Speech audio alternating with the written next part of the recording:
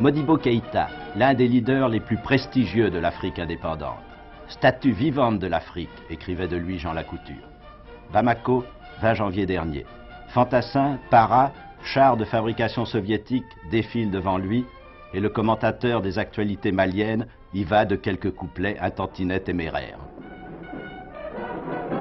Notre peuple, en communion intime avec une armée qui a su s'accorder à ses profondes aspirations, qui a su épouser ses nobles ambitions d'indépendance, de dignité nationale et de justice sociale, célèbre aujourd'hui le 5e anniversaire de la fête de notre armée nationale populaire, démocratique et révolutionnaire.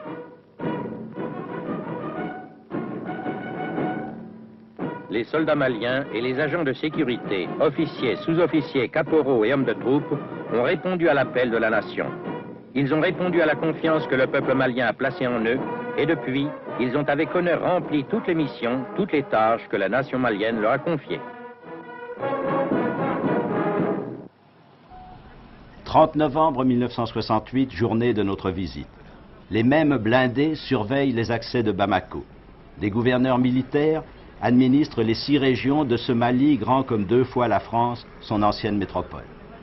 Quelques coups de feu en guise de semonce à l'aube du 19 novembre et sans effusion de sang, sans la moindre tentative de résistance, c'en était fini du régime révolutionnaire qu'on avait longtemps cru le mieux enraciné et le plus intègre en Afrique. Ce n'est plus à Modibo Keïta qu'on obéit et les milices de son Comité national de défense de la Révolution ont disparu des rues où déambulent, armés mais débonnaires, les hommes du Comité militaire de libération.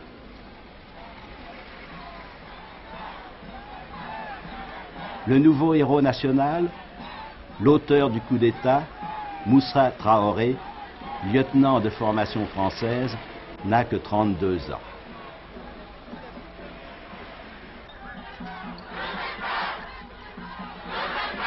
Toute la journée, nous verrons des manifestants venir l'acclamer, lui et ses camarades, à la permanence de l'ancien parti unique.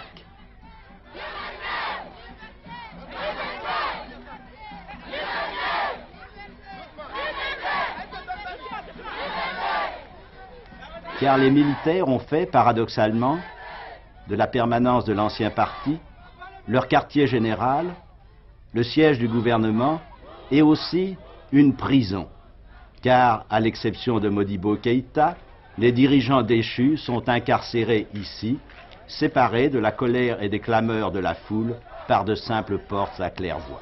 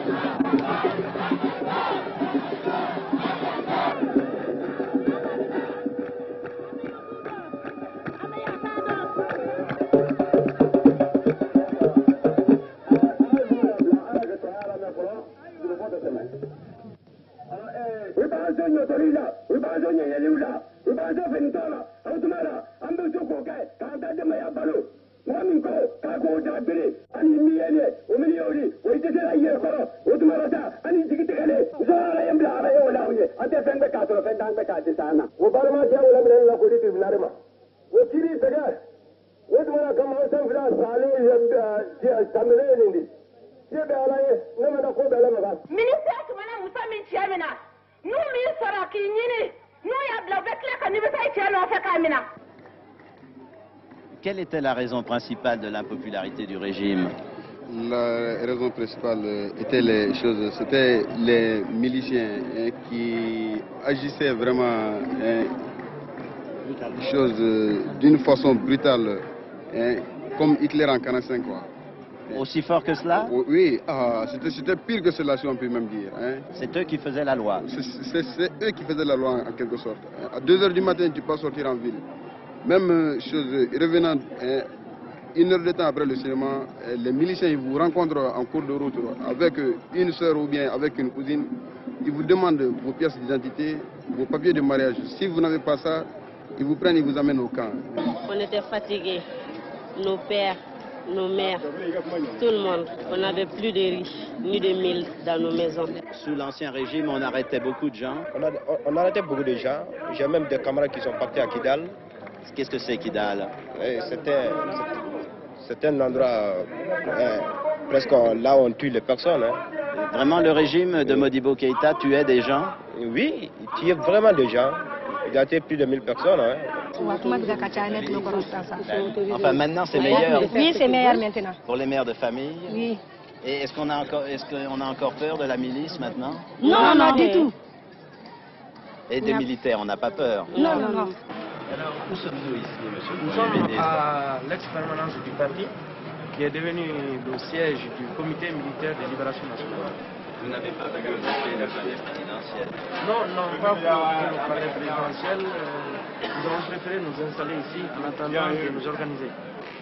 Tous les citoyens, fût-ce les plus jeunes, peuvent entrer ici et approcher les nouveaux dirigeants. Bon, il faut le conduire chez le lieutenant Youssouf. Hein? C'est pour avoir l'autorisation de faire la manifestation. Bon, nous sommes d'accord.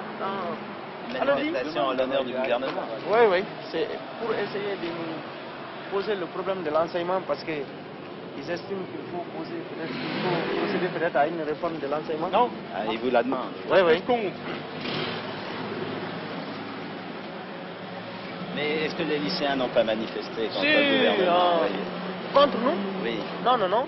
Au contraire, ils ont amené beaucoup d'émotions de soutien. Ah oui. Et ces derniers temps même, nous avons reçu des délégués qui se plaignent parce qu'on n'est pas parti à leur école. Alors, pour les voir, oui. Pour les voir, il faut qu'on porte réparation à cette petite erreur qui est peut-être psychologique chez les élèves. Donc, capitaine, pour quelles raisons les militaires ont-ils fait le coup d'État du 19 novembre?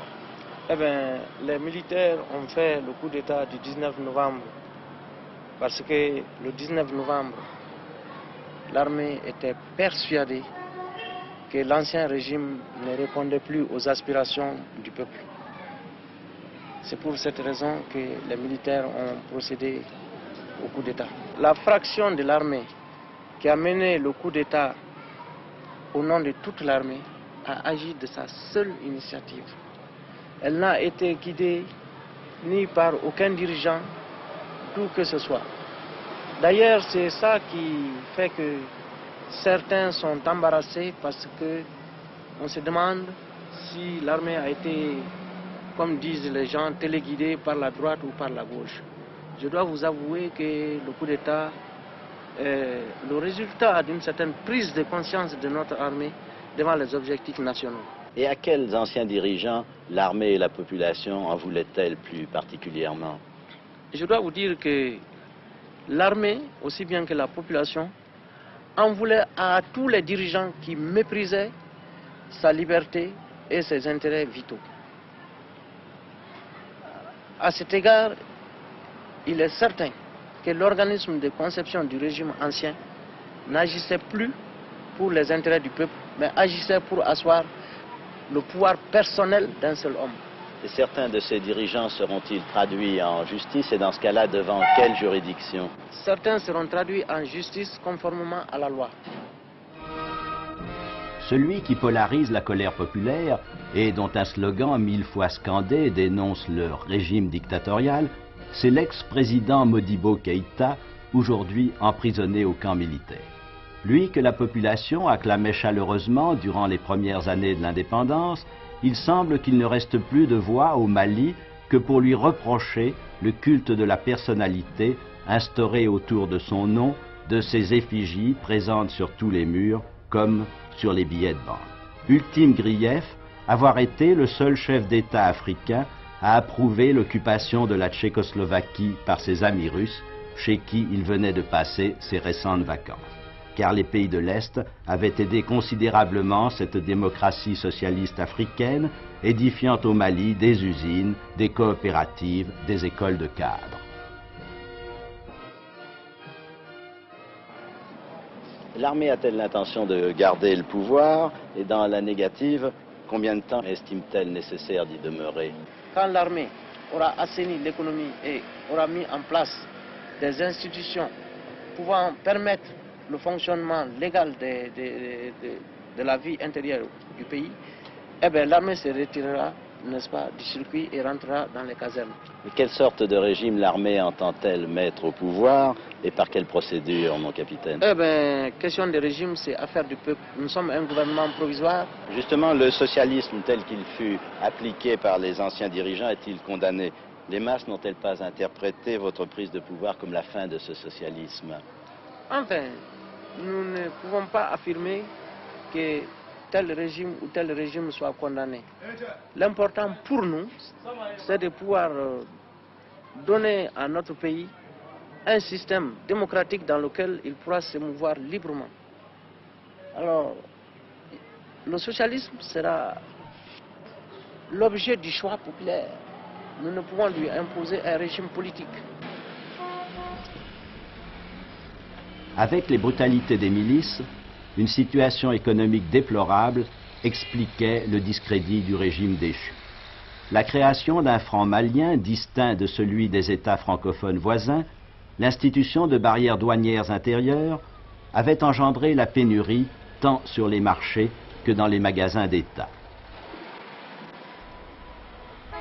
Dans ces magasins d'État, l'approvisionnement n'était redevenu abondant que depuis 2 mois. Conséquence directe du récent retour du Mali dans la zone franc. Ceux des ministres de Modibo Keïta qui avaient présidé à ce rapprochement monétaire avec l'ancienne métropole ont été maintenus en fonction par le nouveau gouvernement qui compte d'ailleurs 12 civils sur 15 membres.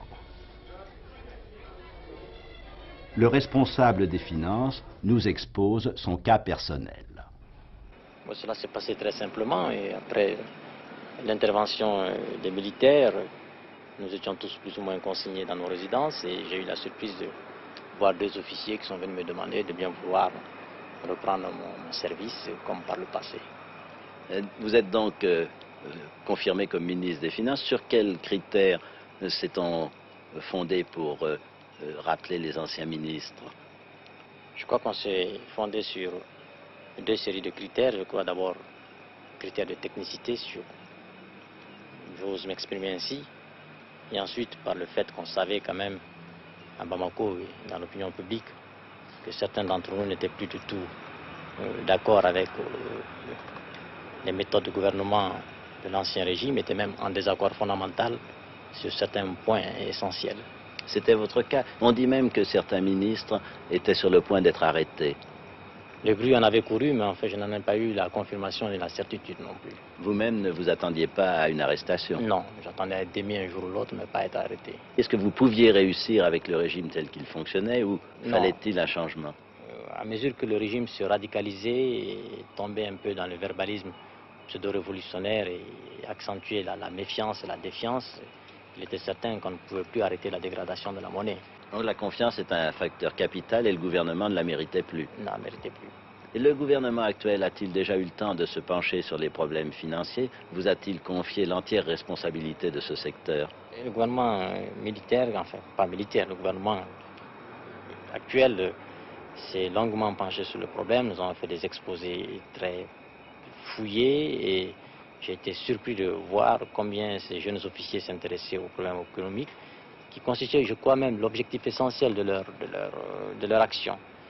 Et ceci dit, je n'ai pas les pleins pouvoirs en matière économique. Nous sommes un gouvernement et nous sommes une équipe qui avons adopté la collégialité dans tous les domaines, sans exclure pour autant la responsabilité individuelle de chacun.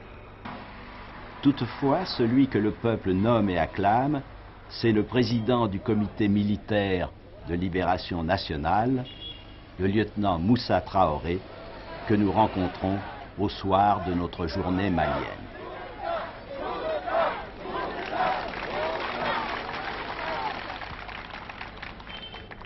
Dimanche, Air Mali reprend ses vols et dans l'Ilyushin 18, commandant de bord malien, pilote russe, survolant au passage l'ancien stade Modibo Keïta, nous repartons plein nord vers Paris.